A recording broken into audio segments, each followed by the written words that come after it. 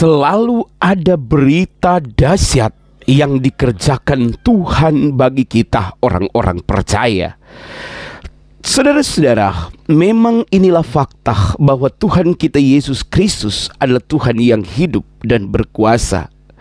Setiap hari ada saja orang-orang yang datang kepada Tuhan. Mereka memenuhi rumah-rumah Tuhan. Benarlah nubuatan Yesaya bahwa di hari-hari terakhir domba-domba, kambing domba Kedar dan Nebayot akan berbondong-bondong datang ke rumah Tuhan. Mereka akan membawa kekayaan mereka, membawa harta benda mereka untuk dipersembahkan di rumah Tuhan. Luar biasa. Saudara-saudara, apakah harta benda yang paling berharga? Adalah jiwa. Karena pemazmur mengatakan seentero dunia ini tidak akan dapat menyamai satu jiwa yang datang kepada Tuhan. Itu sebabnya kebanggaan kita adalah melihat kebenaran firman Tuhan terus dibukakan, bahkan oleh mereka yang dulunya orang-orang yang sangat taat, sangat setia, sangat kusuk di dalam menjalankan dan di dalam mereka beriman kepada keyakinan mereka yang lama. Namun bagaimana Tuhan terus mengajar mereka, menunjukkan keselamatan. Karena ingat, Tuhan mengasihimu. Siapapun yang menonton video ini, Tuhan mengasihimu. Kalau engkau belum percaya Yesus, percayalah. Mari kita dengarkan kesaksian yang luar biasa berikut ini. Selamat menyaksikan. Saya dulunya adalah orang yang tidak menyukai orang Kristen, apalagi Tuhan Yesus ya, untuk guru ngaji pada masa itu. Didaftarkanlah. Tetapi kami ditolak masuk ke masjid. Karena tahun itu, kalau tahun sekarang mungkin enggak lagi ya. Tetapi tahun itu kami tertolak karena kami adalah orang yang bukan suku di daerah itu. Jadi walaupun saya Muslim dari lahir, di situ semua mayoritas Muslim. Mayoritas sekali. Jadi kami dianggaplah orang Batak, makan babi katanya gitu ya, panggilan Batak gitu ya, padahal saya Batak Muslim dari lahir, saudara. Jadi waktu saya ditolak di pengajian, saya dengan adik-adik saya mau mengaji, kami diusir karena dikira, nggak tahu entah kenapa waktu itu ya, banyak sekali pemuda waktu itu ingin mempersekusi kami, menolak kami masuk ke masjid. Lalu mama saya marah, biasalah. Saudaraku yang terkasih, kalau orang Sumatera merantau itu berarti dia siap mati apapun yang terjadi. Jadi karena proyek itu menempatkan bapak saya di situ, ya itulah risikonya waktu itu ya. Dan bapak saya ngamuk, marah sekali mama saya maksudnya, dan akhirnya orang itu terdiam. Disitulah saya mengambil sebuah kesimpulan. Saya bilang, saya tanamkan di dalam hati saya, lihatlah, saya nanti akan lebih Islam daripada kalian semua. Kalau kalian tuduh saya Islaman gitu ya, Islam makan babi walaupun saya Batak gitu. Sejak itulah saudaraku, jujur, pada masa itu saya malu menjadi orang Batak. Setelah jadi orang Kristen lah saya mengerti adat. Makanya kalau lihat STTB saya tidak menggunakan marga saya satupun. Jamal Dodi itu saja, saudara. Dan ketika ada orang menanya saya tidak pernah saya bilang orang Batak. Orang apa? Orang Ocu gitu. Karena saya dengan adik-adik di rumah pun tidak pernah bahasa Batak. Gitu. Saya selalu juara, gitu ya. Saya di sekolah ada lomba azan juara, lomba ceramah juara, lomba sholat juara, saudaraku. Tidak pernah saya tidak juara, karena saya lakukan dengan yang terbaik. Maka oleh sebab itu, karena saya sering juara-juara, makanya saya SMP sudah membawakan azan untuk sholat maghrib, baik itu sholat subuh. Saya sudah membawakan azan gitu ya. Jadi saya tahu, orang di daerah lingkungan saya di kecamatan itu, saudaraku, walaupun mereka begitu fanatiknya terhadap Islam, bayangkan sampai kesukuan saja mereka fanatik ya. Mereka juga Islamnya tidak terlalu sungguh-sungguh. Saya ingat mereka jarang kok sholat. Jarang sholat gitu ya. Ya paling kalau maghrib itu barulah mereka rame-rame. Tapi kalau untuk zuhur, asar, bahkan subuh kalau zaman saya dulu, jarang itu masjidnya penuh. maghrib aja rame-rame sama Isa ya, sekalian menunggu Isa.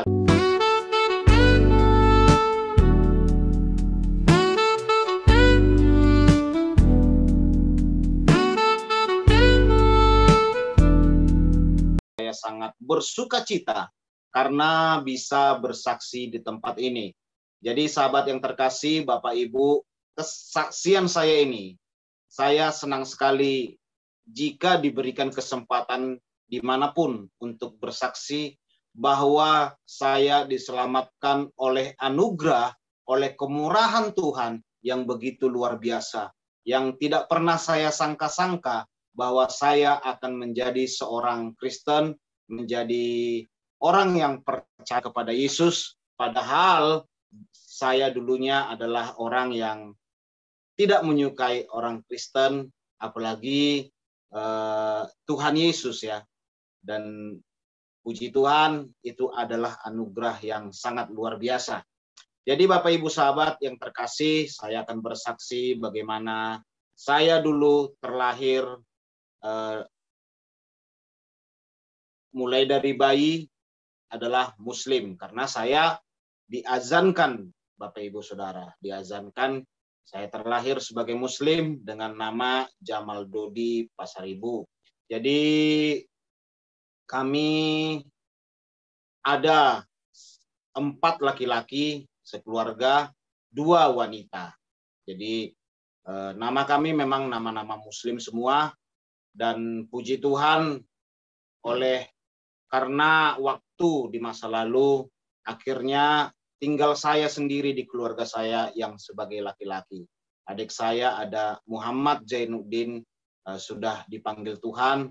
Ada adik saya juga yang sudah dipanggil Tuhan, beberapa dipanggil Tuhan. Dan adik saya bernama Fitri Ramadhani, dan semua memang kami bernama-nama Islami, sahabat. Karena memang kakek saya atau opung saya adalah pembawa syiar agama Islam di Sumatera Utara. Nah, saya masa kecil diboyong oleh bapak saya pindah ke Riau karena bekerja. Bapak saya bekerja, ada pekerjaan di sebuah proyek. Makanya saya pindah ke Riau. Lalu di Riau kami tinggal di Bangkinang. Di Bangkinang dekat pabrik karet ya waktu itu. Jadi bapak saya tinggal di proyek perkebunan karet milik pemerintah pada masa itu. Jadi disitulah saya kelas 3 SD kalau nggak salah diboyong. Nah setelah itu bapak saya pindah lagi karena ada proyek masih di daerah Bangkinang itu, sahabat, namanya daerah Kampar. Disitulah bapak saya pindah. Dan di situ saya mengalami sebuah ketidakadilan, gitu. Itulah penyebabnya saya menjadi seorang Muslim yang sangat sungguh-sungguh sekali, oleh karena saya mengalami sebuah ketidakadilan. Nah, pada masa itu kami tinggal di Kampar. Saya ingat tahun 96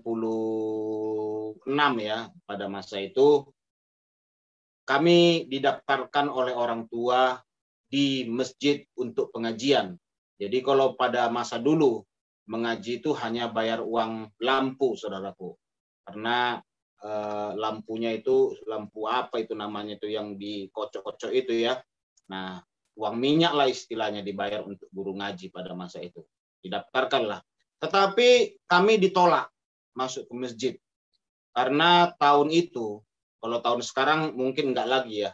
Tetapi tahun itu kami tertolak karena kami adalah orang yang bukan suku di daerah itu.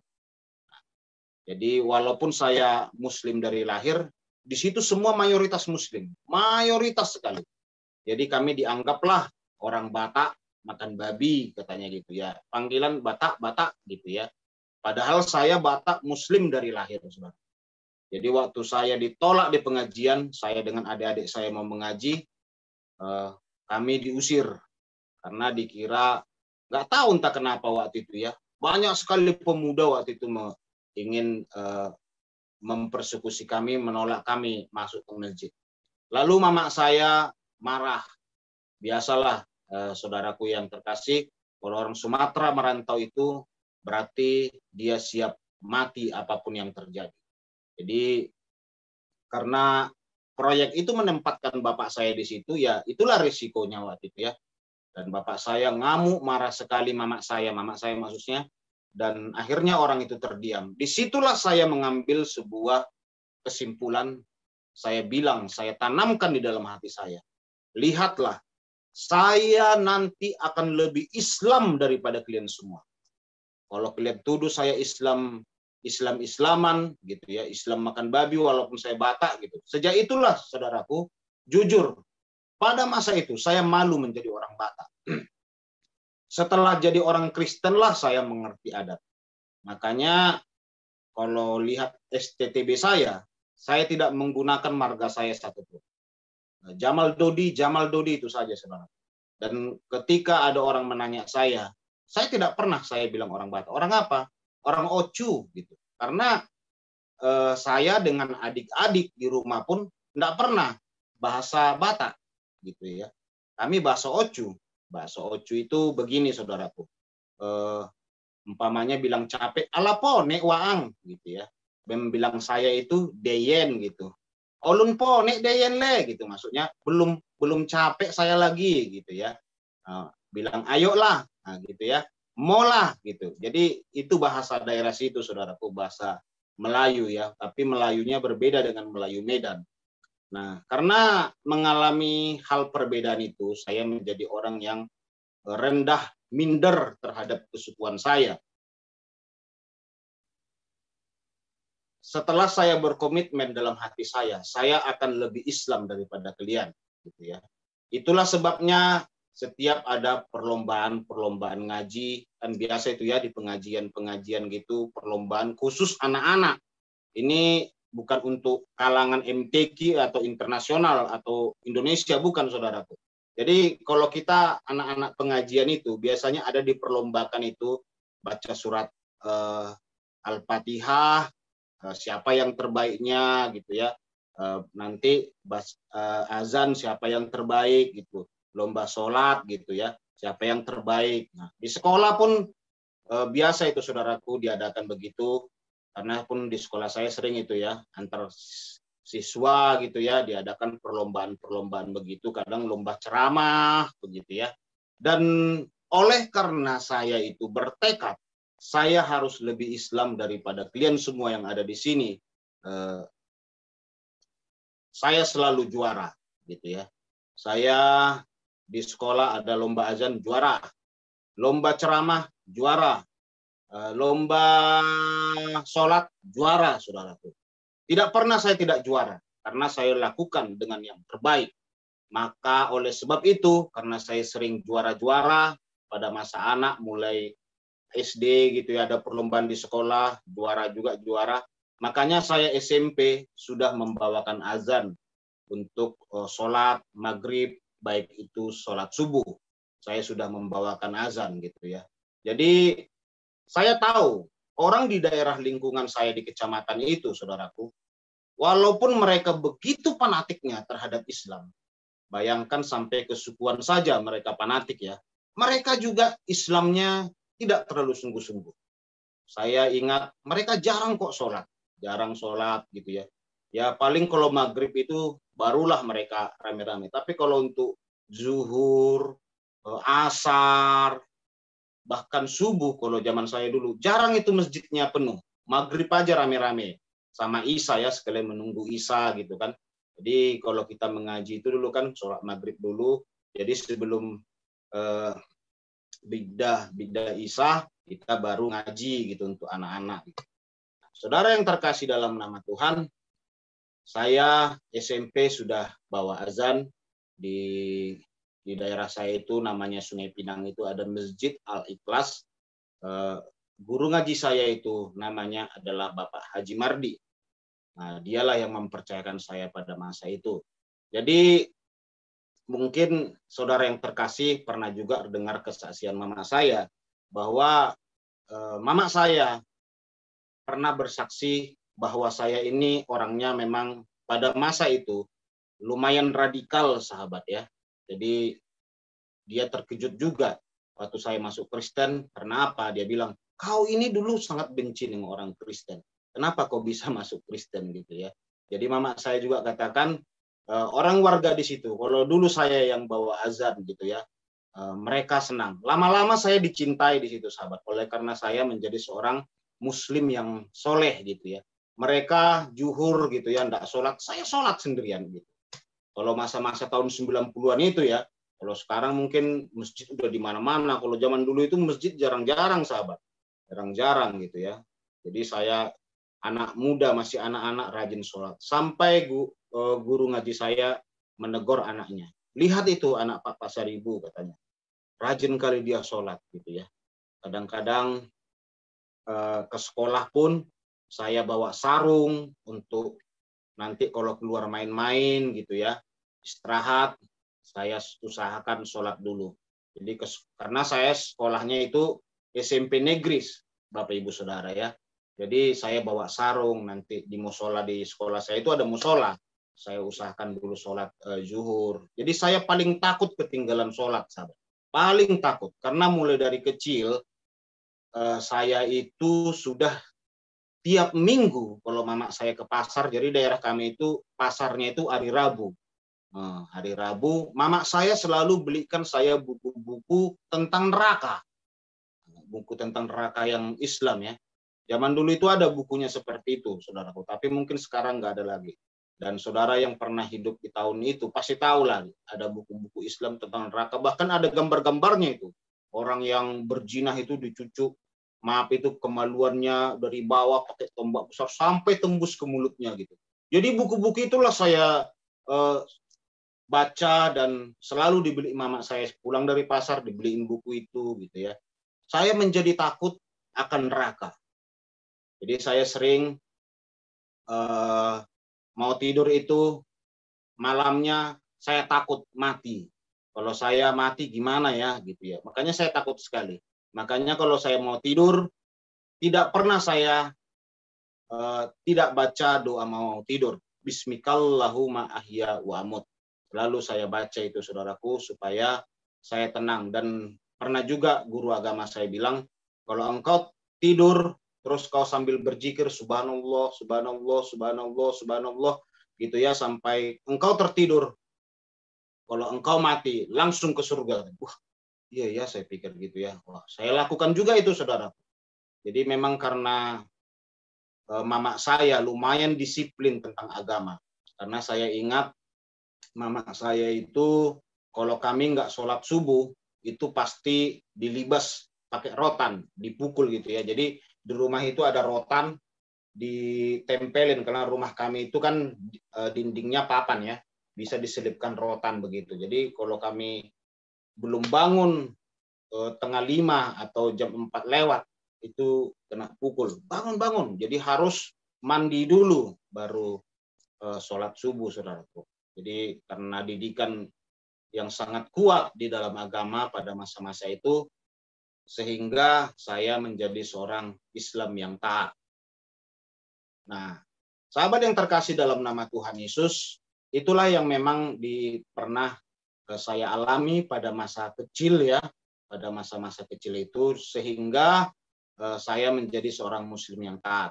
Singkat cerita, suatu saat masjid kami didatangi oleh para musafir-musafir, itu sekitar tahun 95-an itu ya, tahun 95 atau 94, mungkin sudah agak lupa lah sedikit ya. Sekitar itu didatangi oleh para musafir-musafir dan mereka ini luar biasa radikalnya. Nah, saya waktu itu belum mengerti tentang bagaimana Islam ini gitu ya. Belum mengerti, pokoknya dia Islam saya ikuti gitu ya.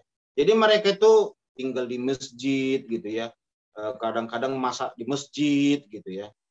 Dan lama-lama ternyata pengajiannya pengajian yang radikal gitu. Sampai saya mengikuti pengajian itu sampai saya dilarang pakai odol, Pepsodent itu ya, dilarang. Jadi disuruhlah saya pakai siwak. Karena kalau pakai siwak itu ada pahalanya, ada sunnahnya gitu. Jadi sejenis kayu dia, saudaraku, sejenis kayu. Jadi itulah nanti agak dia apa-apa gitu supaya kayak agak berbulu-bulu, dia baru digosoklah ke gigi ini. Saya sampai segitunya gitu ya. Dan luar biasanya lagi yang membuat saya waktu itu agak sedikit kurang setuju. Nah, nalar saya juga tetap waktu itu masih agak sehat ya. Ketika guru ngaji itu semua berkata ini haram, musik haram, sampai lagu-lagu Indonesia, Pancasila itu sampai dibilang haram. Akhirnya oleh karena pengajaran dia, diusirlah para musafir ini dari masjid ini oleh warga setempat. Tetapi saudaraku, saya merasa diberkati dan senang sekali dengan keadaan mereka. Karena apa? Setiap pengajian atau zikir itu saya selalu nangis gitu ya. Jadi memang luar biasa mereka ngaji melantunkan gitu ya, sampai mendayu-dayu gitu ya. Oh, ya Allah, begitu ya. Jadi kadang kita sampai nangis gitu ya, nggak terasa gitu. Jadi ketika mereka diusir oleh warga dianggap sesat ya, akhirnya saya sedih lah. Saya bilanglah sama mama saya, Mak, saya mau ikut, tapi Pak Ustadz dan Pak Haji melarang. Waktu itu tidak boleh. Jadi karena saya masih sekolah, tidak diperbolehkan untuk ikut para musafir-musafir ini. Saya pun nangis-nangis, sedih sekali dalam hati saya karena mereka pergi. Karena mereka menurut saya sih baik-baik gitu ya. Memang kadang-kadang waktu kita sore-sore itu menjelang maghrib suka kami keliling-keliling. Jadi saya dikasihlah kayak pakai sorban-sorban gitu ya. Wah, pakai baju-baju putih lah gitu ya, panjang gitu ya. Kalau sekarang itu kayak baju baptisan lah itu saudaraku, panjang. Jadi dikasihlah saya karena itu baju Rasulullah katanya gitu. Sunnah pakai itu. Waktu ikut pengajian itu sore-sore gitu ya. Dan dari mereka lah saya tahu bahwa mereka katakan, oh ini muslimnya kafir katanya. Ini kafir gitu ya. Jadi karena mereka mengkafir-kafirkan ada beberapa dan kebanyakan muslim di situ sehingga mereka diusirlah dari situ. Memang sedih saya waktu itu saudaraku ketika mengalami hal tersebut. Namun begitupun saya tetap sungguh-sungguh di dalam keislaman saya. Jadi saya tanya kepada guru ngaji saya waktu kenapa diusir. Mereka itu Islamnya sesat katanya gitu. Saya pun nggak tahu entah Islam apa kok, tapi masih anak-anak lah, masih menjelang SMA. Jadi namanya juga begitu dibilang ya udah gitu aja. Dan saya pun tetaplah sungguh-sungguh di dalam keislaman saya. Menjelang maghrib selalu saya bawa azan gitu ya, dan melakukan sesuai aktivitas. Nah, saudara yang terkasih dalam nama Tuhan Yesus, setelah itu suatu saat yang membuat saya awalnya mulai agak bimbang. Ketika saya sholat asar.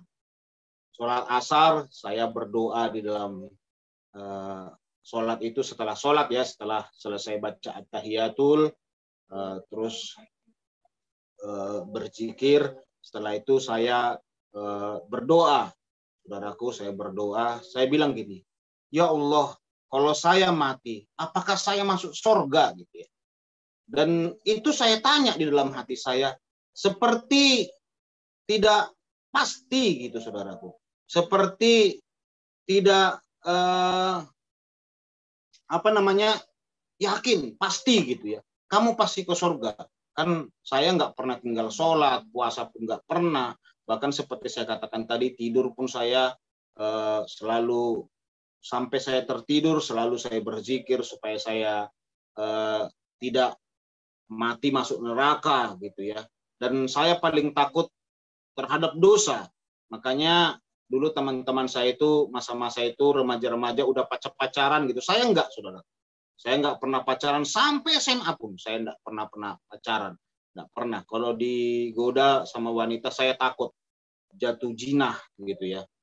Walaupun saya bukan orang pesantren, tapi memang saya takut sekali begitu. Karena buku yang tadi dibeliin mama saya itu buku neraka gitu ya. Buku neraka gitu.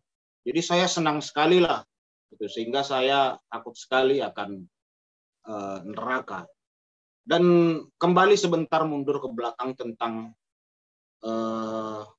pengajian tadi itu yang musafir yang sempat diusir itu.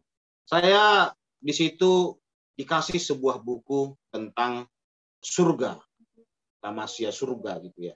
Saya senang sekali membacanya itu, bagaimana di surga itu kita akan mendapatkan bidadari gitu ya, akan mendapatkan ini. Jadi diceritakanlah kalau kita nanti di surga, baru terbayang saja jus langsung sudah datang gitu jusnya gitu ya.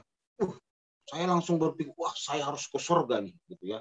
Senang sekali saya, apalagi masa remaja itu kan, wah kita dicekokin gitu kan, dibilanglah sama Ustadz itu waktu itu, siapa di sini wanita yang paling cantik saat ini, artis katanya gitu ya. Jadi saya ingat, yang saya tahu saya dulu Niki Ardila gitu ya, Poppy Mercury pada masa-masa itu, atau siapalah itu, ada artis luar negeri itu ya. Saya bilang lah itu, dibilang guru ngaji nih, lebih cantik lagi bidadari itu katanya, jauh lebih cantik lagi. Saya pun senang sekali gitu ya. Wah saya harus dapat ini bidadari karena ini. Jadi dikasih tahu lah itu kan, luar biasa lah bahwa di sana nanti kerja kita gitu-gitu aja gitu ya. Bidadari banyak kali datang sama kita, baru apalagi katanya gitu saudara, kehidupan surga. Pokoknya kita di sana nanti bahkan minum-minum khamar. Jadi di dunia ini kita tidak bolehlah minum minuman keras ya, tapi kalau di sana kita jadi boleh gitu ya. Minuman keras bebas lah di sana. Dapat bidadari puas-puasan lah, kawin-kawinan gitu ya di sana. Jadi saya pun kesenangan pada masa itu. Tapi saya sedih juga karena diusir. Tetapi masih tertanam dalam hati saya hal-hal begitu gitu ya. Tertanam. Wah, surga Kristen ini enak gitu ya. Dapat bidadari, dapat ini. Dan itulah yang membuat saya bisa memualafkan beberapa orang-orang Kristen, saudara. Jadi saya ini kan sekolah di SMA Taruna ya, SMK Pelayaran waktu itu. Saya sekolah, tamat dari situ, saudaraku, saya pun kerja di sebuah perusahaan kontraktor, dan perusahaan kontraktor itu adalah milik Pak Haji, dan dia sangat kaya sekali, dan dia sangat sayang sekali sama saya karena saya orang yang soleh gitu ya. Bayangkanlah pada masa itu pacaran, saya tidak pernah pacaran karena saya takut kali. Yang saya harapkan hanya bidadari saja gitu ya. Biarlah saya senang gitu, apapun saya korbankan demi agama Islam. Tapi saya tidak jahat gitu ya. Pernah juga sih saya jahat, menggedor-gedor gereja, bahkan menghentikan ibadah, tapi tidak mempersekusi lah seperti Bapak Muhammad Yasin atau mantan-mantan pembakar pembom gereja. Saya tidak begitu. Cuman waktu orang ibadah itu pernah saya hadri gitu ya. Bahkan waktu mereka lagi memuji Tuhan, sengaja saya di depan pintunya itu azan gitu. Sengaja untuk mengganggu mereka. Allahu Akbar, Allahu Akbar. Allahu Akbar, Allahu Akbar. Nah, jadi saya sengaja di situ untuk mengganggu mereka. Kadang saya komat gitu kan, Allahu Akbar, Allahu Akbar, asyhadu la ilaha illallah, asyhadu anna Muhammadar Rasulullah, hayyal shalah, hayyal falah, qad qamati shalah, qad qamati shalah, Allahu Akbar, Allahu Akbar, la ilaha illallah. Jadi sengaja saudara. Jadi pernah doa pagi, saya juga lakukan hal tersebut gitu kan. Jadi waktu saya azan pun, kalau azan subuh itu selalu berbeda saya lakukan, saudara. Kalau dulu saya waktu muslim, kalau agak siang-siang azan, memang saya tidak dapatkan ini dari guru ngaji. Jadi karena memang saya ada jiwa seninya, saya sangat menyukai musik, saudaraku, pada masa itu, karena saya penggemar musik, penggemar seni gitu ya.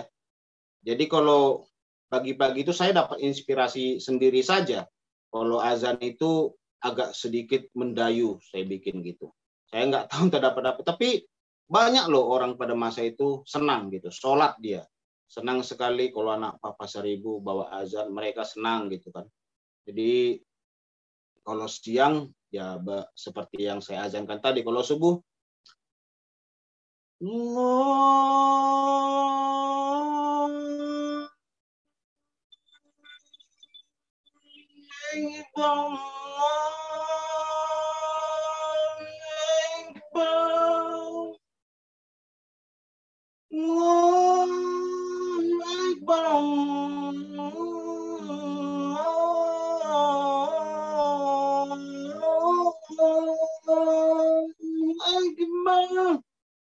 Nah, gitulah saudaraku pada subuh. Tapi sudah agak lupa ya, udah puluhan tahun pula ya kan saudaraku. Nah, setelah itu saya kembali tadi kesaksian saya tentang saya di Minas itu memualafkan beberapa orang Kristen tentang bidadari itu juga tentang surga. Dan saya tidak mengerti tentang Alkitab ya, sahabat ya. Saya tidak mengerti tentang Alkitab, saya juga tidak mengerti tentang Kristen-Kristen. Tetapi saya bisa memualafkan orang dengan surat Al-Ikhlas. Jadi mereka itu selalu saya katakan surat Al-Ikhlas, Qul huwallahu ahad, Allahu samad, lam yalid walam yulad, lam yakul lahu kufuwan ahad. Jadi saya katakan kepada mereka, Allah itu esa, Allah itu tidak beranak dan tidak diperanakkan gitu ya. Jadi mereka sering terpukul sendiri dengan hal itu, saudara. Khususnya dengan Kristen-Kristen yang tidak pernah gereja, Kristen-Kristen yang kerjanya tidak benar gitu ya. Sering saya berikan hal-hal begitu. Jadi saya waktu itu kerja di perusahaan itu, disitulah saya sering jumpa dengan orang-orang Kristen.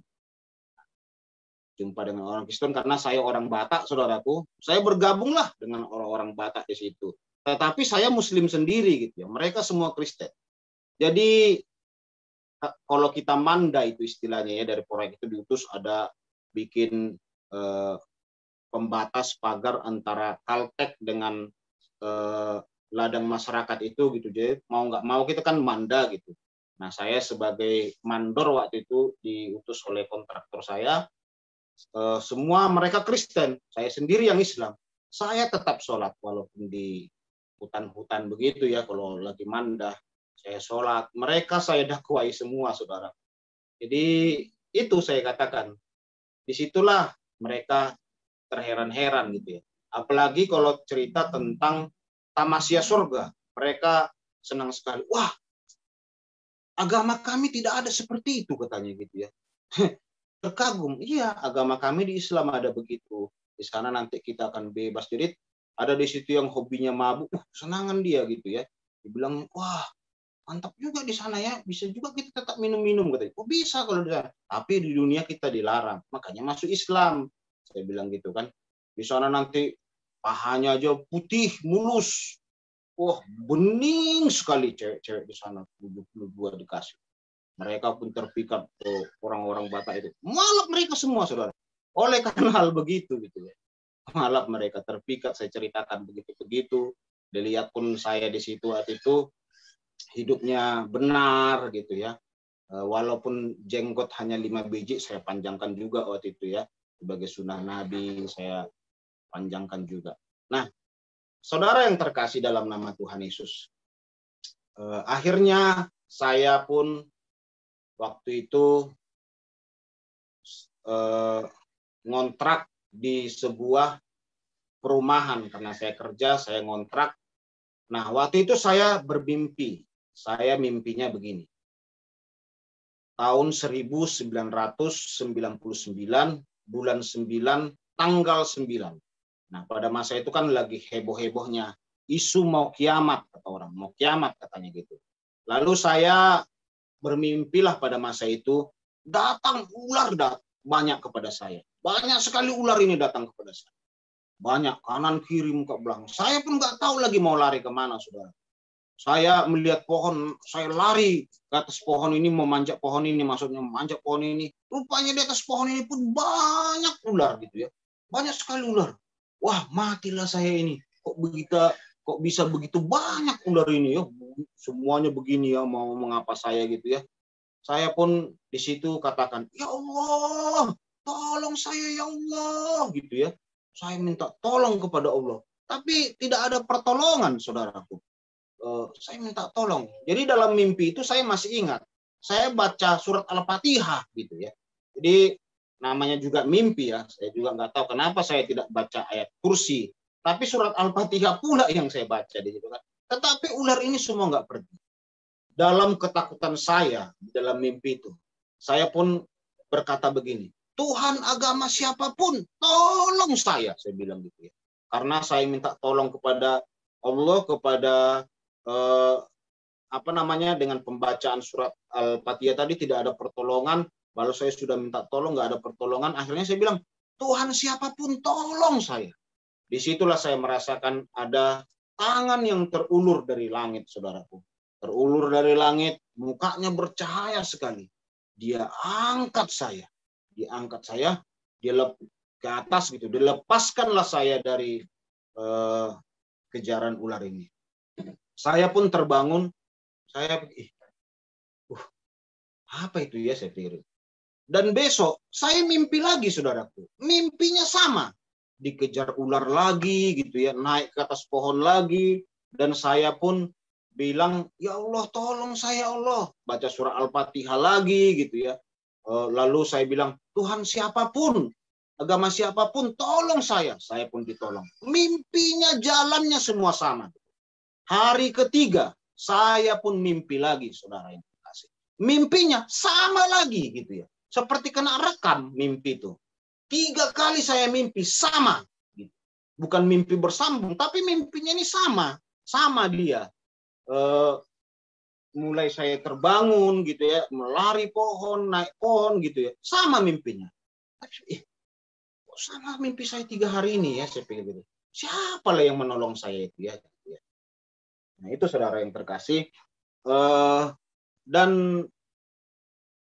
saya pikir apalah mimpi itu, saya tetap sungguh-sungguh dalam agama saya, tetap serius gitu ya.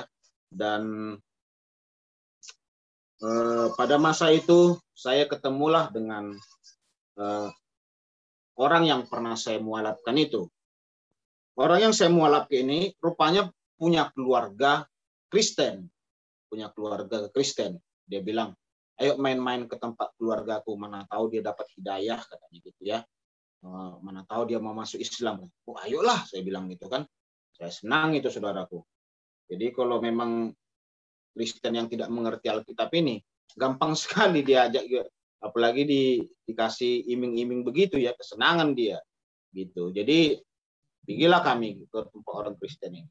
Di rumah orang Kristen ini, rupanya di rumahnya itu ada kalender. Dan kalender itu terbaca oleh saya tulisannya, aku adalah jalan kebenaran dan hidup. Gitu ya. Fotonya pun foto Tuhan Yesus, mukanya bercahaya gitu, tapi tangannya tidak begini gitu. Saya di situ, tapi saya nggak terlalu terpikir ke mimpi itu ya. Yang saya pikirkan,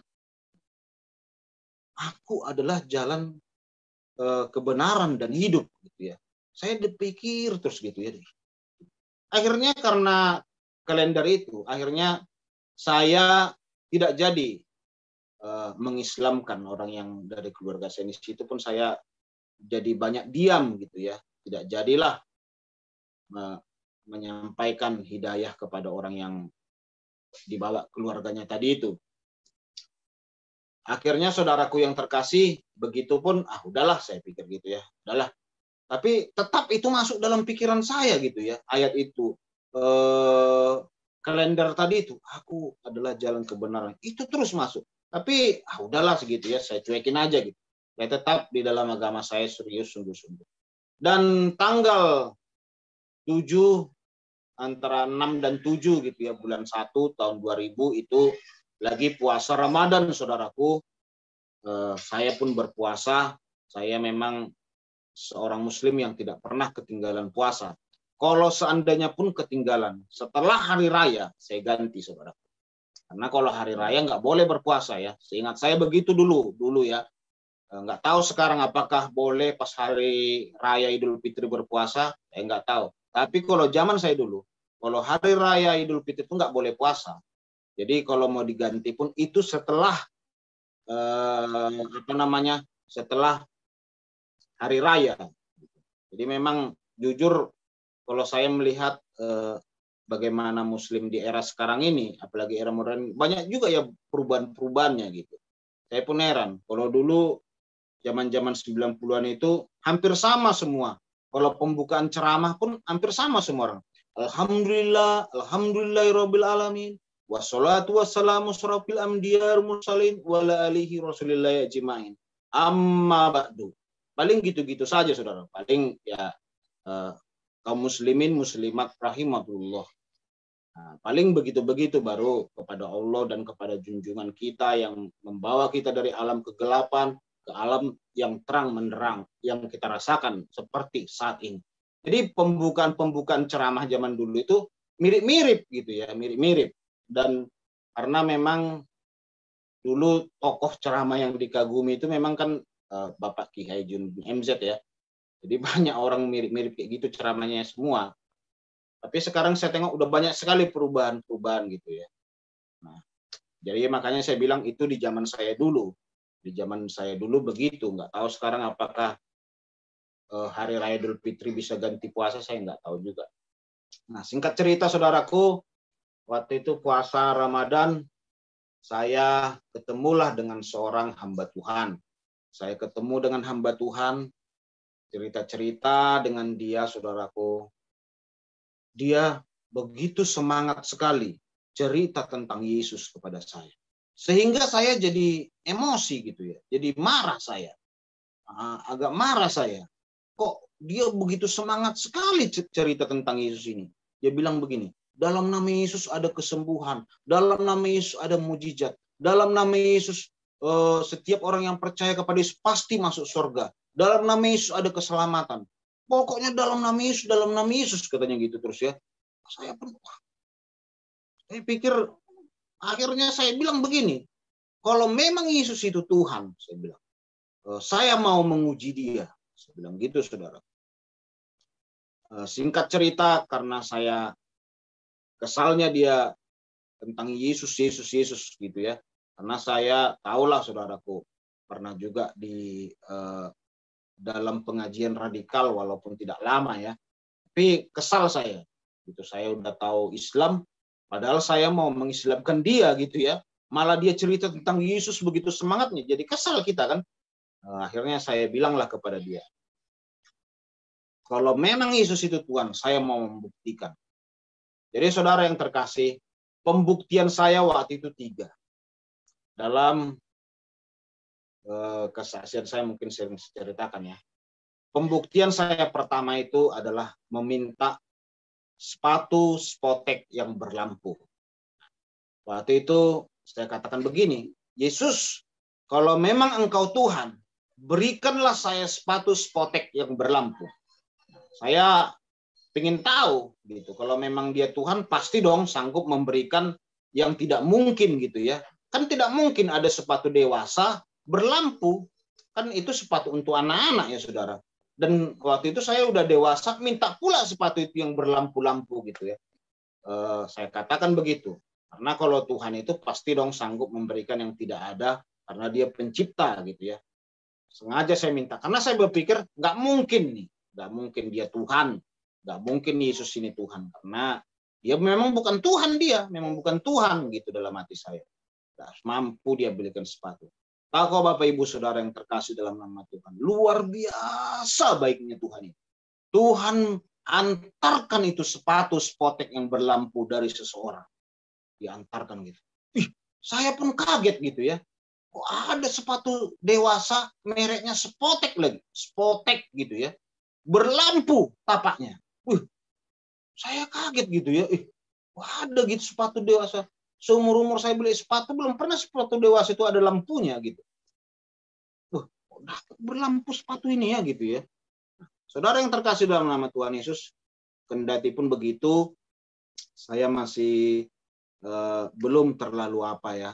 Memang saya sadari Bapak Ibu Saudara, doa saya itu salah. Tapi karena saya belum percaya Bapak Ibu Saudara, makanya saya berdoa begitu. Memang kita kan tidak boleh menguji Tuhan ya. Setelah kenal Tuhan ini, saya baru tahu saudaraku bahwa doa saya itu salah. Saya masih mengeraskan hati, Bapak Ibu. Saya masih mengeraskan hati. Saya menguji lagi, Bapak Ibu. Yesus, kalau kau Tuhan, berikan saya baju yang banyak, gitu, saudara. Dan luar biasa, baju itu pun datang kepada saya. 1 bal banyaknya, saudara. Dan setelah saya kenal Tuhan, saudara, saya bagi-bagilah itu semua baju itu ya pada orang. Luar biasa bajunya, banyak datang kepada saya. Padahal saya tidak ada ngomong loh sama orang, dan saya waktu itu memberikan tantangan itu di kamar kok. Gak ada orang dengar. Gak ada orang dengar. Dan akhirnya saudaraku, saya berpikir, kok bisa tahu ya gitu ya. Akhirnya saya ketiga ini saya uji lagi tanpa saya ngomong. Mana tahu pikir saya dinding juga bisa ngomong. Mana tahu ada yang mendengar atau apa gitu ya. Gimana? Akhirnya saya ngomong di dalam hati, Bapak Ibu Saudara. Dalam hati saya ngomong begini. Permintaan saya yang ketiga ini ya. Dalam hati saya, berikan saya sepeda. Yesus, kalau memang kau Tuhan, berikan saya sepeda. Tapi saya tidak mengucapkan hal itu. Saya bilang mereknya begini, warnanya begini, modelnya begini, bahkan sampai stangnya. Saya bayangkan dalam pikiran saya itu stangnya ya sebagai trail itu ya, sepedanya itu ya. Nah, agak apa dia itu sebayangkan. Tapi saya tidak ngomongkan gitu Bapak Ibu Saudara. Tetapi itu pun Tuhan berikan. Diantar oleh seseorang kepada saya sepeda sesuai dengan apa yang ada dalam hati saya dan pikiran saya. Kalau saya tidak ucapkan gitu ya. Mereknya BMX, warnanya sama, stangnya pun begini saudara. Persis dengan apa yang ada di hati saya yang saya minta. Persis dengan ada yang di pikiran saya. Di situ Bapak Ibu Saudara yang terkasih, saya masuk ke kamar. Saya sujud. Saya bilang gini, memang betullah kau memang Tuhan orang Kristen, Tuhan orang yang hidup. Saya pun sujud di situ. Akhirnya saya jumpailah hamba Tuhan yang tadi itu, yang ngomong Yesus itu. Akhirnya saya dibimbinglah masuk Kristen, saudaraku, percaya kepada Yesus. Dibimbinglah saya menerima Tuhan Yesus sebagai Tuhan dan Juru Selamat, Bapak Ibu Saudara.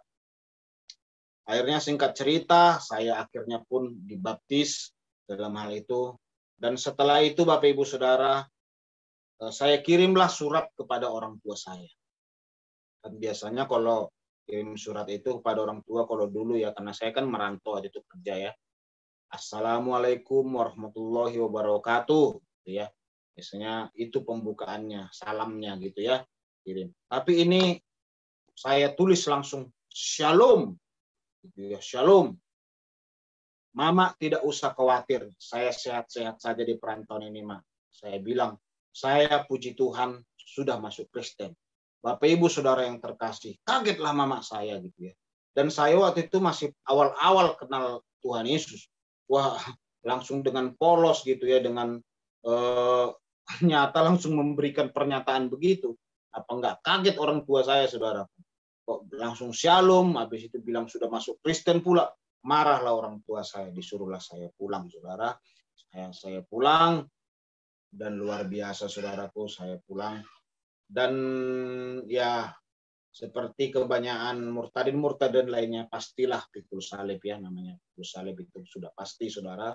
Saya pulang, akhirnya sebelum saya pulang, saudaraku yang terkasih dalam nama Tuhan, saya bertanya kepada hamba Tuhan ini, Pak, bagaimana Bu, bagaimana doa ini supaya mujarab? Ada nggak doa di Kristen ini mujarab gitu ya? Supaya keluarga saya ini diselamatkan. Dulu saya kan belum tahu mujarab atau apa, pokoknya yang ampuh lah doa ini gitu ya. Lalu hamba Tuhan ini berkata begini, doa itu bukan masalah mujarab-mujarab atau ampuh-ampuhan, tetapi bagaimana kita berkenan berdoa kepada Tuhan, katanya gitu. Nah, akhirnya dia cerita, atau kamu berpuasalah supaya keluargamu cepat diselamatkan, katanya gitu. Saya bilang juga, puasa apa yang mujarab? Saya bilang gitu ya. Dia pun ketawa gitu, kok mujarab gitu ya. Nah, dia bilang begini, di Kristen itu ada puasa 1 hari. Memang saya jujur, saudara, kaget juga saya di Kristen itu ada puasa. Karena saya pikir orang Kristen tidak pernah berpuasa gitu. Karena setahu saya ya, yang puasa itu hanya kita orang Muslim gitu ya. Karena memang semualah tahu itu, serentak semua puasa kan, diberitahu itu ya, mau puasa bulan Ramadan gitu ya. Jadi semua dunia pasti tahu lah kalau orang Islam berpuasa, seluruh orang pasti tahu. Karena memang kan tanggal dan waktunya memang ditetapkan. Jadi ketahuan itu, saudaraku, kalau Muslim puasa. Tetapi orang Kristen gitu ya, makanya saya kaget ternyata orang Kristen ada puasanya gitu, dan lebih lama lagi, dan waktu itu di gereja saya itu puasanya itu jam 10 malam terakhir makan, jam 10 malam ya terakhir makan, itu puasa terus sampai 6:30 baru makan malam, saudara. Bayangkan begitu lama di gereja saya waktu itu puasa 1 hari, saudara, puasa 1 hari. Kalau saya dulu kan puasanya itu sebelum subuh kan sahur dulu ya. Sholat subuh, biasalah anak-anak muda waktu itu, pergilah jalan pagi, asmara subuh gitu ya, nengok-nengok cewek gitu ya. Karena diajak nggak pergi gitu ya, nggak enak juga sama kawan-kawan, diajak lah gitu ya. Dan memang saya nggak berpacaran juga, saudaraku, nggak apa gitu ya. Tapi ya udahlah, ngawani kawan, jalan-jalan. Dan jam 12 siang siap sholat zuhur, saya sudah lemas itu. Kalau dulu puasa saya sudah lemas. Sore saya sudah tidur-tidur di masjid. Begitu jam mau buka puasa gitu ya, lama sekali saya rasa azan itu. Kadang tengok-tengok jam gitu ya. Kok masih ngaji gitu ya. Begitu Sadaqallahul Azim. Wah, senang kali hati kita, saudara. Mendengar itu, Sadaqallahul Azim itu, senang kali hati kita. Begitu, duk, Allahu Akbar, langsung, wah, makanlah apa, saudaraku, agar-agar. Wah, kalau dulu mama saya pecal, saudara, pecal, wah, pedas. Makan itu, wah, senang. Makan pun langsung banyak-banyak, saudaraku yang terkasih. Kesenangan. Makanya saya maklum sekarang ini ya, maklum. Kalau buka puasa itu kan di jalan itu kan kadang-kadang orang ngebut. Wah, saya dulu ini, saya pikir gitu. Karena memang begitu, saudara. Nggak sabar mau menunggu puasa ini. 5 menit atau setengah jam lagi itu rasanya perut ini udah menggoncang sekali, saudara. Makanya di jalan gitu, goncang gitu ya, saudara. Nah, saya maklumi, makanya saya bilang kadang sama istri saya, kalau mau buka puasa kita kan suka beli makanan-makanan gitu ya, ikut-ikut juga ya.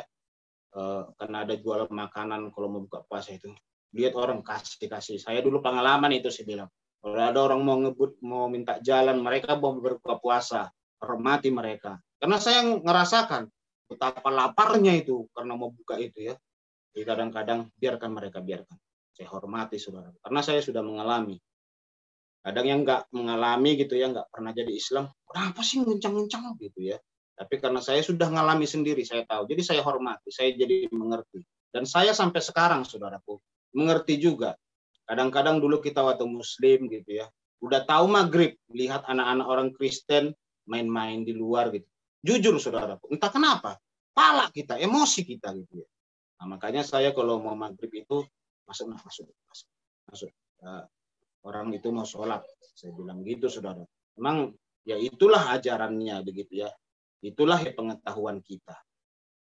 Nah, singkat cerita, saudaraku, tadi mengenai puasa di Kristen tadi ya. Saya bilang gini, oh ada rupanya puasa di Kristen. Ada, katanya gitu. Apa puasa yang mujarab? Oh, dia bilanglah, puasa di Kristen itu ada puasa 1 hari, puasa Daniel, puasa Ester. Puasa Ester itu puasa 3 hari 3 malam. Nggak makan, nggak minum. Saya bilang gini, supaya keluarga saya ini cepat diselamatkan. Percaya kepada Tuhan. Saya bilang, saya mau ngambil puasa Ester. Puasa Ester 3 hari 3 malam, nggak makan, nggak minum, saudaraku. Saya berdoa terus, Tuhan tolong keluarga saya. Tolong keluarga saya semua. Tuhan tolong semua. Tuhan Yesus. Saya berdoa, saya menyembah Tuhan, saudaraku. Kadang jam 12 malam, sampai jam 5 pagi, saya nyembah Tuhan. Doa saya, Tuhan mamaku. Tuhan bapakku. Tuhan adikku bapak. Saya hanya tahu, saudaraku, doa setiap hari. Saya belum tahu firman Tuhan mau bagaimana menginjili mereka kan. Saya Kristen pemula, Alkitab saja saya belum tamat gitu, belum khatam gitu istilahnya ya. Tidak mengerti. Saya hanya tahu doa saja. Doa karena 3 permintaan saya itu kan doa, saudara. Jadi setelah saya kenal Tuhan, saya juga tahunya doa. Doa nyembah. Walaupun saya dulu tidak terlalu mengerti ya, bagaimana saya, Yesus tolong saya. Yesus Bapa, Yesus Bapa, oh Bapakku Tuhan, mamaku, adikku, saya ya. Gitu aja saya yang tahu, saudara. Baru saya ingat dulu, hanya 1 lagu yang saya tahu waktu itu. Sinar kemuliaan-Mu Bapa, menerangi di sekelilingku. Itu terus saya nyanyikan, saudara. Kadang sampai pagi itu terus. Lagu kedua, akhirnya saya hafal lagunya apa? Yesus, kemuliaan-Mu, pulihkan hatiku. Nah, itu terus senang kali rasanya dapat 2 lagu waktu itu. Jadi saya puasa Ester 3 hari, saya berdoa menyembah. Lagunya itu aja, saudara. Nyembah, minta doa, Tuhan tolong. Jadi dalam seminggu itu saya lakukan 2 kali puasa Ester. Senin, Selasa, Rabu. Rabu sudah buka, Kamis makan. Kamis berhenti, Jumat, Sabtu, Minggu puasa Ester lagi. Itu saya lakukan hampir setahun. Karena pemikiran saya begini, saudara. Kalau pintu sorga itu saya gedor, Tuhan tolong Tuhan. Tuhan tolong Tuhan. Tuhan Yesus tolong. Tolong buka pintu, jawab doaku Tuhan. Tuhan jawab doaku Tuhan. Saya percaya, saudara. Tuhan pasti bukakan pintu dan Tuhan pasti jawab doa. Jadi saya lakukan itu dengan cara berpuasa. Bahkan finalnya, karena setahun belum dijamah Tuhan juga keluarga saya, saudara. Aduh, kok nggak dijamah Tuhan juga keluarga saya ini gitu ya. Saya lakukan puasa 5 hari 5 malam, nggak makan, nggak minum. Saya berdoa, Tuhan tolong, Tuhan tolong. Walaupun saya memang mati karena berpuasa ini, biarlah yang penting keluarga saya diselamatkan gitu ya. Saya berdoa, saya nyembah kepada Tuhan. Dan puji Tuhan, saudaraku. Lewat usaha itu, dan saya sungguh-sungguh minta tolong merendahkan hati di hadapan Tuhan. Karena saya tahu, saudaraku, saya ini adalah orang yang memang diselamatkan oleh kebaikan Tuhan. Oleh karena kemurahan Tuhan, oleh karena kasih karunia Tuhan, saudaraku. Makanya saya berpuasa pada masa itu. Akhirnya dijawab Tuhan lah. Mama saya waktu itu sakit, saya doakan dan didoakan juga oleh hamba Tuhan. Seketika itu juga sembuh langsung luar biasa. Kalau kepalanya sudah mau pecah gitu ya, karena waduh sakit sekali. Saya bilang kepada mama saya, Mak, saya bukan mau mengajak mama masuk Kristen, kan mama sakit. Nah, doalah dalam nama Yesus, karena Yesus tidak mengenal mama seorang Muslim. Terserah mama mau Muslim mau apa, tapi Tuhan Yesus saya itu Tuhan yang baik. Dia menyembuhkan semua orang agama apapun, pasti dia tolong. Saya bilang gitu. Jadi kalau mau mama sembuh, panggillah nama Yesus. Gak apa-apa mama Muslim, saya nggak ngajak mama masuk Kristen, tapi panggil nama Yesus, pasti Tuhan sembuhkan. Dan seketika itu juga sembuh. Jadi kata mama saya, saya sudah disembuhkan oleh Yesus, kok masuk Kristen lah saya, katanya. Loh, bukan karena itu loh, Mak. Saya bilang gitu. Bukan karena disembuhkan Tuhan, Mama harus masuk Kristen. Karena Tuhan Kristen itu bukan Tuhan yang memaksa. Kalau nggak mau ya terserah. Karena kekristenan memberikan kehendak bebas kan, Bapak Ibu Saudara. Tuhan kita itu tidak pernah membawa pentungan. Tidak pernah memaksa. Harus Kristen kamu. Sorry. Kalau nggak halal darahmu ya. Tidak ada kekristenan begitu, saudaraku. Pemaksaan begitu nggak ada. Dan orang Kristen pun berpuasa nggak pernah. Ya, orang Kristen itu berpuasa, udah puasa 3 hari terus makan di depannya. Oh, jualan kamu ya, buka warung, kita seruduk. Nggak ada, saudara. Nggak mungkin itu. Nah, itu, saudara. Dan itu saya bilang kepada Mama. Kekristenan itu mengajarkan pilihan. Tuhan kita Tuhan yang memberikan kehendak bebas. Terserah, mau percaya apa enggak. Firman Tuhan dalam Yosua, pilihlah kemana engkau akan beribadah. Kan gitu, saudara. Saya bilang. Tapi mama saya memilih, saya udah disembuhkan Yesus kok, saya maulah masuk Kristen, katanya. Ya udah, terserah dia kan, Bapak Ibu Saudara. Dan akhirnya puji Tuhan, mama saya, adik saya akhirnya percaya kepada Tuhan Yesus. Tinggal pergumulan saya lagi, adik saya yang perempuan sampai sekarang masih Muslim, saudaraku. Tulang saya pun masih Muslim, keluarga saya masih Muslim sebagian, tapi puji Tuhan ada 50% lebih sudah Kristen semua, saudara. Dan pikul salib terberat adalah bapak saya. Bapak saya marah sekali karena akhirnya mama saya ikut Kristen dan adik saya ikut Kristen. Dia pun marah sekali. Seringlah kami disiksa, dipukuli, saudaraku, karena masuk Kristen. Karena bapak saya bilang, apa itu ikut-ikut Kristen itu, ikut-ikut Yesus? Tahu kalian orang Kristen itu? Menyembah salib, menyembah manusia, menyembah patung, menyembah kolor. Katanya gitu. Ya, itu kan bahasa-bahasa umum kan, saudaraku. Katanya kalau kita lihat chat atau apa gitu ya, itu memang dari dulu udah ada gitu, nyembah-nyembah kolor, nyembah-nyembah salib, nyembah-nyembah patung. Itulah ejekan-ejekan. Kenapa? Ejekan-ejekan asumsi itu sebenarnya. Karena itu tidak ada di Alkitab, saudara. Tuhan beranak. Carilah di Alkitab itu kalau ada. Sesungguhnya Tuhan kita itu beranak. Mana ada itu, saudaraku? Tidak ada itu. Tetapi sering diasumsikan hal itu, saudaraku, bahwa Tuhan orang Kristen itu beranak. Padahal di Alkitab nggak pernah Tuhan beranak. Dan di Alkitab pun tidak pernah tertulis bahwa Tuhan itu 3. Sesungguhnya Tuhan orang Kristen 3 biji. Katanya tidak ada, saudaraku. Tetapi sering kan tuduhan begitu. Bilang Tuhan orang Kristen 3. Tuhan orang Kristen beranak. Katanya gitu. Nah, itulah yang didapat oleh bapak saya. Dia bilang, udah tahu Tuhan itu beranak. Masih kalian mau masuk Kristen. Dasar kalian orang bodoh. Katanya gitu. Tuhan netek. Tuhan lahir dari kandungan, masa disembah, katanya gitu. Itu bahasa-bahasa pasaran ya. Tetapi itu adalah hoaks sebenarnya. Hoaks itu semua, saudara.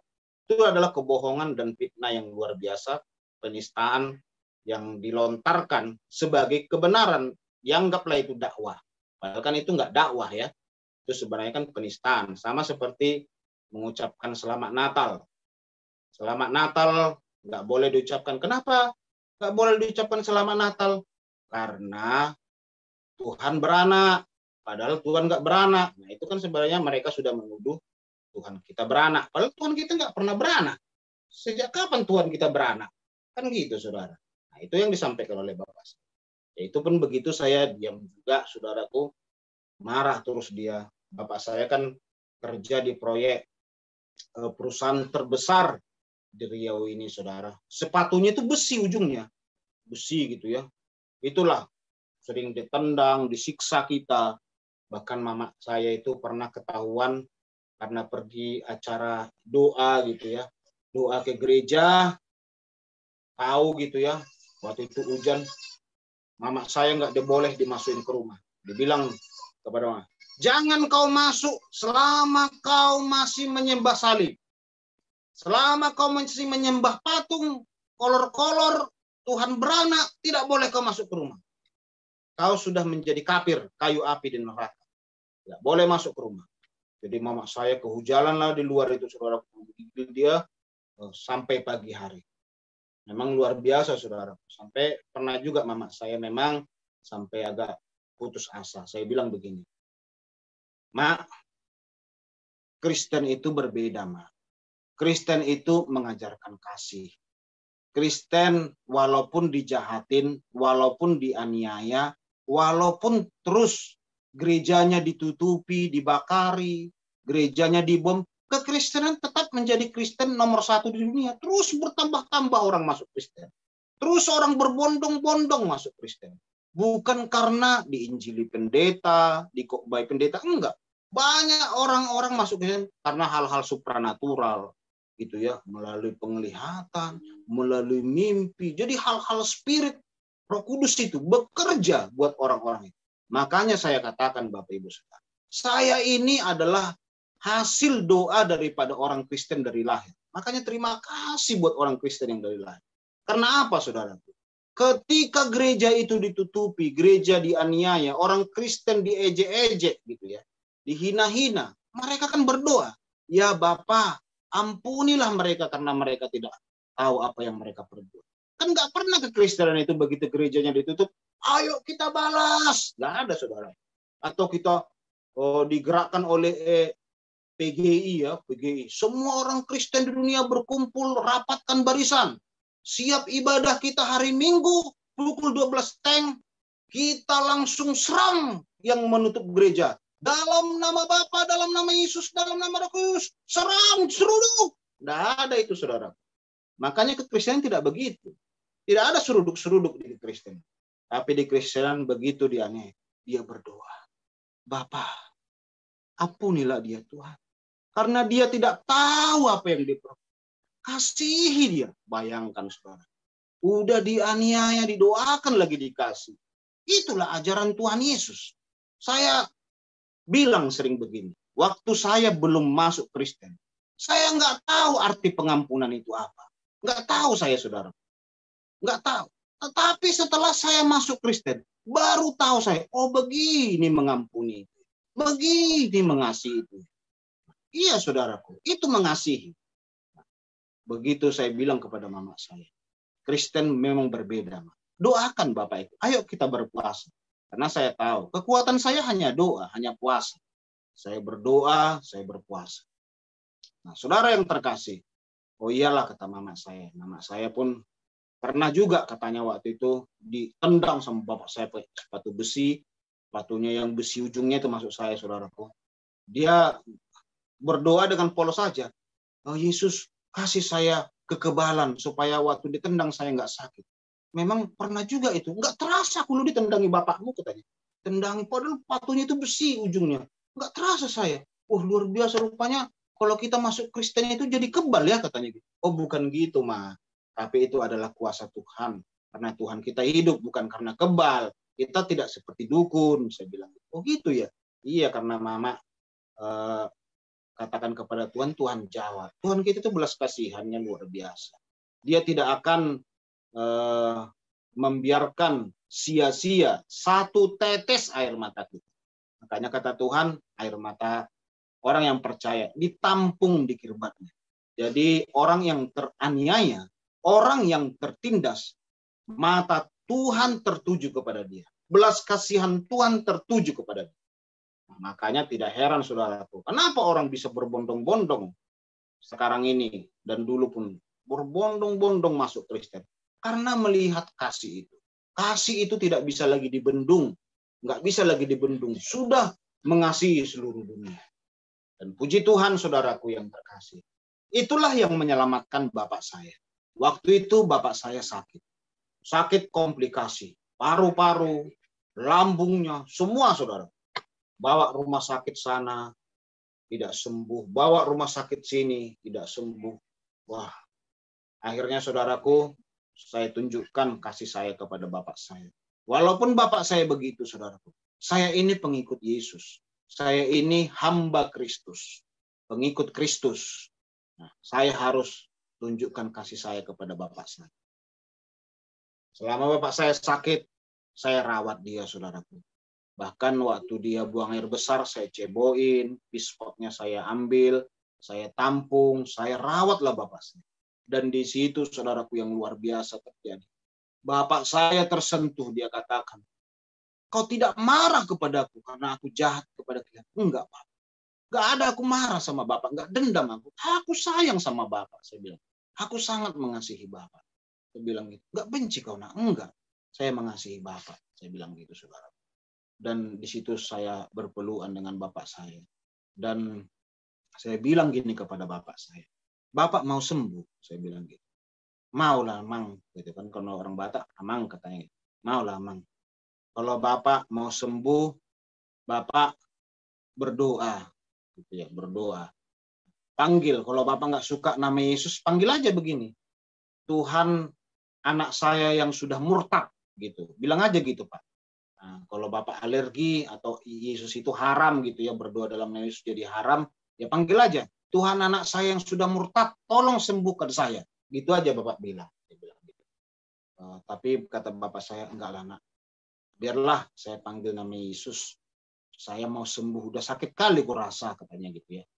Udahlah disembuhkan, dan puji Tuhan Bapak Ibu Saudara yang terkasih, bapak saya pun yang sekeras itu akhirnya terima Yesus Kristus sebagai Tuhan dan Juru Selamat. Oleh karena apa?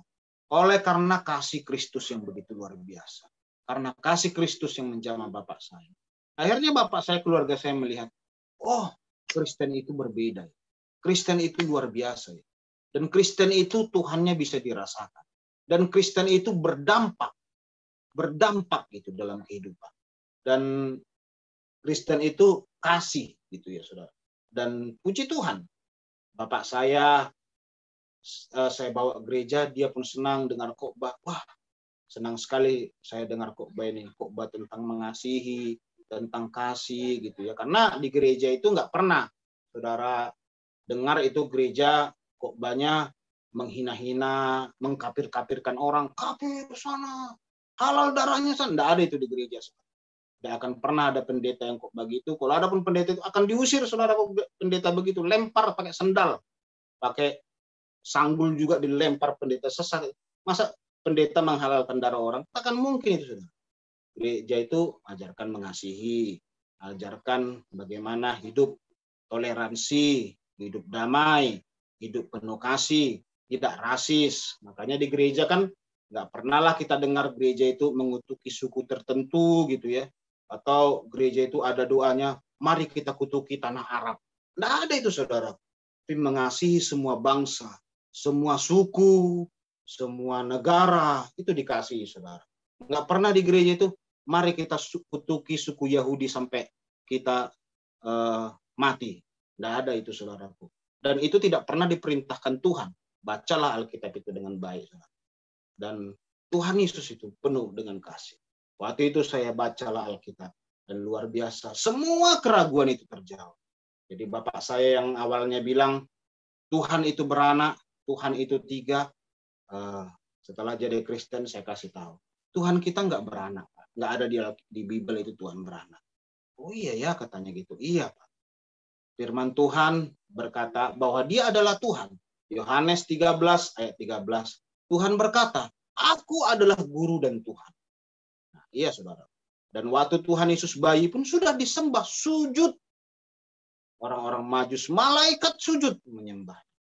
Bahkan Tuhan Yesus berkata apa? Aku ada sebelum dunia ada. Aku ada sebelum Abraham ada. Jelas sekali ayatnya itu saudara. Dan Tuhan Yesus juga berkata di dalam firman Tuhan, Yohanes 20 ayat 28. Ketika Thomas memanggil Tuhan Yesus itu, ya Tuhan dan Allahku. Tuhan Yesus nggak marah.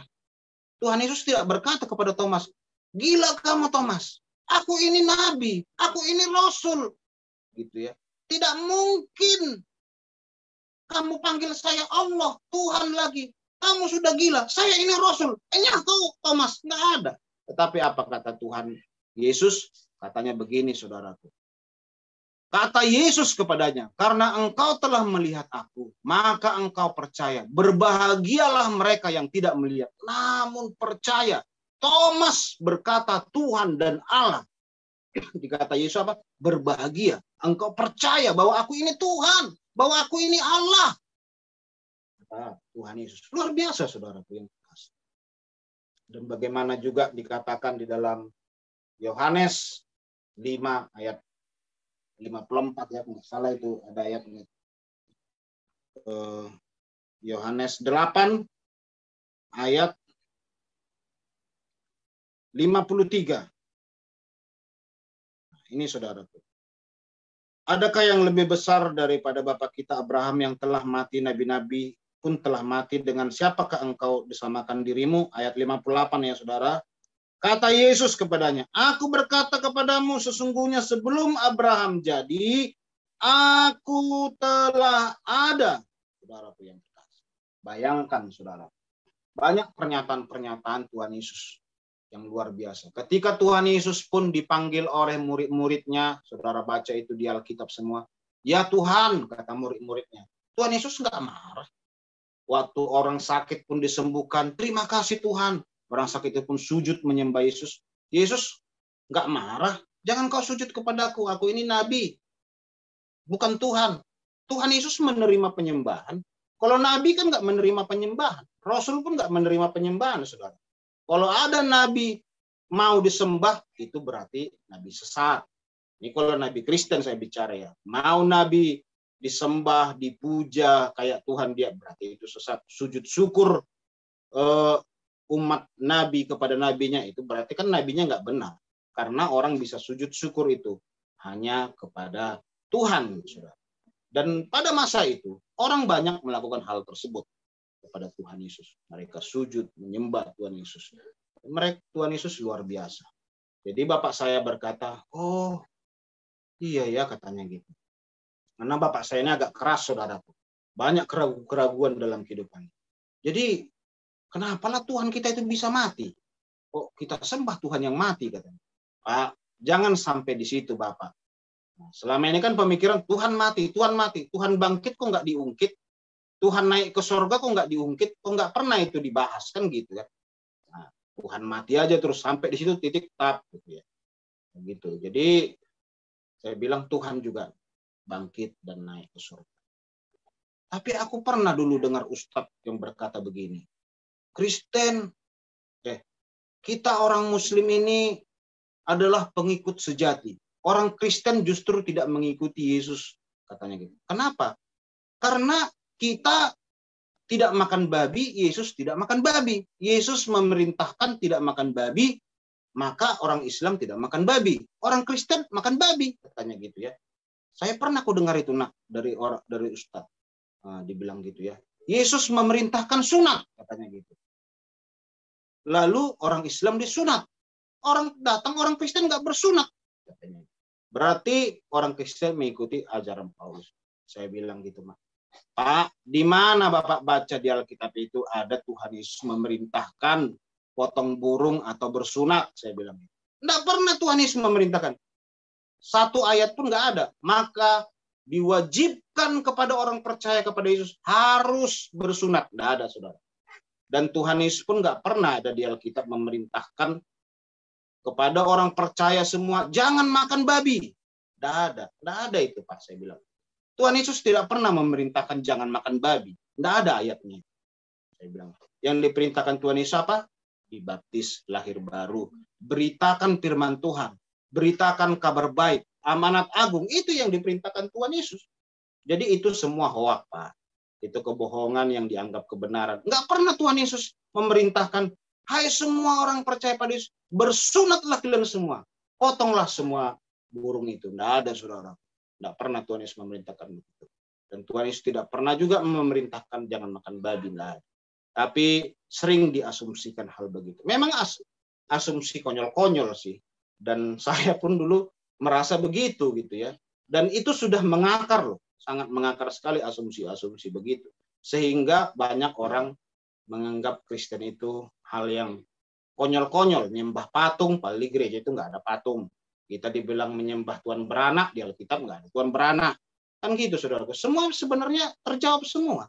Dibilang kita menyembah manusia, menyembah salib. Sekalipun selama saya menjadi seorang Kristen, belum pernah ada satupun pendeta yang menyuruh, mari kita semua jemaat Tuhan, atau pemimpin pujian ya berkata, semua kita jemaat Tuhan bangkit berdiri, kita sembah salib, kita puja salib. Kita gitu. Nggak ada, saudara. Belum pernah. Tapi kenapa kita sering dituduh menyembah salib? Hal-hal dasar begitu. Tuduhan begitu. Karena saya sendiri sudah mengalami dituduh saya menyembah salib, katanya gitu. Padahal itu nggak ada. Itu hanya asumsi-asumsi belaka yang ditebarkan kepada orang banyak sehingga orang menganggap itu sebuah kebenaran. Padahal itu adalah kebohongan. Orang Kristen dituduh Tuhannya beranak, kalau nggak beranak dianggap sebuah kebenaran. Anak kunci pun nggak ada bapak kunci, nggak ada ibu kunci. Anak tangga pun tidak punya bapak dan tidak punya ibu. Tapi kok dibilang anak tangga? Kalau saudara tidak tahu tentang firman menjadi manusia, jangan langsung berasumsi. Nah, begitu saya bilang kepada bapak saya ya. Nah, puji Tuhan Bapak Ibu Saudara, dan akhirnya beberapa keluarga dalam pelayanan ini, dalam penginjilan ini, pemberitaan kabar baik ini, dalam segala hal apapun, saya selalu gunakan hal sehari-hari, saudara. Pemberitaan dimanapun kita berada, saya rindu banyak jiwa-jiwa yang dimenangkan kepada Tuhan. Karena apa? Karena saya sudah merasa berdosa. Saya pernah merasa bersalah sekali sama Tuhan.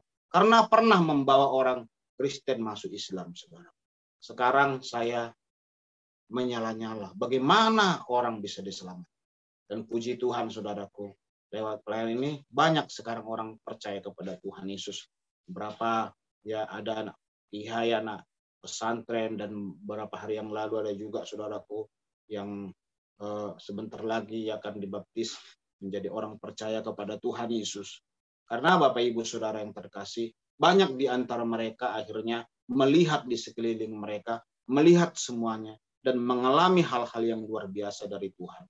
Tuhan kita itu Tuhan yang baik, Tuhan yang menolong, Tuhan yang tidak rasis, Tuhan yang hadir, bisa hadir kapanpun tanpa dijadwal-jadwal. Jadi Tuhan Yesus kita itu hadirnya nggak perlu dijadwal, saudara. Tidak pernah Tuhan Yesus dijadwal jam 5 pagi kita harus jadwal Tuhan hadir karena kita berdoa. Jam 12 siang kita menjadwal Tuhan Yesus karena kita mau berdoa. Nanti kalau jam 10 kita jadwal udah nggak boleh, saudara. Nggak boleh Tuhan hadir jam 10 karena jadwalnya jam 12. Kan gitu kan, saudara. Kalau jam 10 nggak boleh. Kalau jam 10 nggak boleh. Jadwalnya itu jam 12. Baru nanti sore-sore kita jadwal lagi Tuhan. Karena kita mau beribadah ya. Kalau sebelum sore boleh nggak? Nggak boleh, saudara. Nanti mau menjelang malam kita jadwal lagi Tuhan Yesus supaya dia hadir karena kita mau beribadah. Makanya orang Kristen itu, saudaraku, Tuhannya selalu hadir. Karena Tuhan kita itu Tuhan yang maha kuasa. Tuhan yang maha luar biasa. Maha hadir. Lagi nyuci piring pun kita, haleluya Tuhan. Bisa kita, oh baik kali kau Tuhan. Oh luar biasa Tuhan Yesus. Kita nangis, kita menyembah, kita beribadah, saudaraku. Ya, kita bisa memuliakan Tuhan, kita bisa angkat pujian. Haleluya. Haleluya, kita nyanyi, saudara. Orang Batak mungkin dia pun bernyanyi dalam bahasa Batak. Dia pun diterima Tuhan juga, saudara, walaupun dalam bahasa Batak beribadah ya. Nggak pernah Tuhan bilang, oh kamu sudah menjadi Kristen harus berbahasa Israel, harus berbahasa Ibrani. Kalau berbahasa Batak aku nggak tahu, nggak aku terima ibadahmu karena kau tidak berbahasa Ibrani, tidak aku terima. Harus kamu berbahasa Ibrani baru aku terima. Enggak, saudaraku. Orang Batak, orang Jawa, istri saya orang Jawa. Saya pergi ke gereja GKJW, di situ saya lihat bahasa Jawa, medok sekali, saudaraku, lembut sekali. Walaupun saya nggak ngerti, saya nggih Tuhan Yesus. Matur suwun Gusti, saya bilang gitu. Saya nyembah Tuhan. Kalau saya ke HKBP, bahasa Bataknya halus. Semua sah ibadahnya dalam berbahasa apapun. Mau saudara apapun, buka Alkitab pun, Alkitabnya saudaraku tetap bahasa. Kalau saudara Indonesia, bahasa Indonesia. Saudara orang Thailand, berbahasa Thailand. Tuhan nggak pernah marah karena kita Alkitab kita tidak nasionalis, saudara. Nggak pernah Tuhan, nggak pernah kita dipaksa Tuhan berbahasa asing. Karena dari mana? Karena Kristen itu berasal dari Israel. Kalau siapa nggak berbahasa Israel, maka tidak berkenan ibadah. Nggak ada kayak gitu Kristen. Makanya indah sekali jadi orang Kristen. Bangga sekali kita jadi orang Kristen. Makanya kalau masih malas kita menyembah, berdoa, sudah segampang itu kita datang kepada Tuhan. Bahasanya, tutur katanya, Alkitab kita pun, saudaraku, berbahasa Indonesia. Luar biasa, saudara. Bisa dipelajari, itu pun masih. Ada juga yang malas, saudaraku, baca. Nah, bagaimana dengan kita dulu? Pengajian itu lama, kadang-kadang udah tamat, udah khotom pun masih nggak tahu kita artinya, saudara. Saya dulu ngaji itu, saudaraku ya, ngaji itu dulu, kalau zaman saya dulu, itu berbahasa daerah. Kalau sekarang udah nggak boleh ya. Pak Tengku pernah lihat ada pengajian bahasa Jawa, Gusti Allah, gitu. Haram, sesat, kata Pak Tengku yang sudah almarhum ya. Tapi kalau zaman saya dulu boleh, saudara, berbahasa daerah. Memang penyebutan alif ba-nya itu tetap berbahasa Arab ya. Tapi saat berkata begini, alif di ATA, nah itu kan bahasa daerah saya. Di AT itu artinya di atas. Alif di ATA, alif di bawah I, alif di depan U. Apa baca? A, I, U. Ba di ATA, ba di bawah I, ba di depan U. Apa bacanya lu? Babi bu. Nah, itu saudara. Alif bahasa, tapi bisa berbahasa daerah kalau masa saya dulu. Mama saya lebih ngeri lagi bahasa Jawa totok ya, Jawa halus pada masa-masa. Tapi kita orang Kristen enggak pernah. Kita nggak pernah begitu belajar bahasa Alkitab, belajar dulu ABCD atau belajar bahasa Ibrani dulu, kotak-kotak gitu ya. Nggak ada, saudara. Saudara bisa. Dan saudara bisa melakukan, bisa nyembah Tuhan di mana saatnya tersaat. Dimanapun kita bisa memuliakan Tuhan. Banggalah kita menjadi orang Kristen. Makanya saudaraku, heran saya. Kalau ada orang tinggalkan Yesus, udah punya Tuhan sebaik Tuhan Yesus, yang mau berkorban, yang sudah melakukan segalanya, ditinggalin. Nah itu kan heran saya, heran sekali gitu ya. Karena kekristenan ini, walaupun kita tidak pernah ngomong, Kristen adalah agama yang sempurna. Tapi saya menemukan kesempurnaan yang luar biasa di dalam Kristus. Ini selamat menyaksikan. Haleluya. Tuhan memberkati saudara. Bagikan terus dengan kami kepada sekalian banyak orang, supaya mereka juga diberkati oleh Tuhan. Sampai berjumpa lagi dalam program acara kami selanjutnya. Shalom. Haleluya. Puji Tuhan.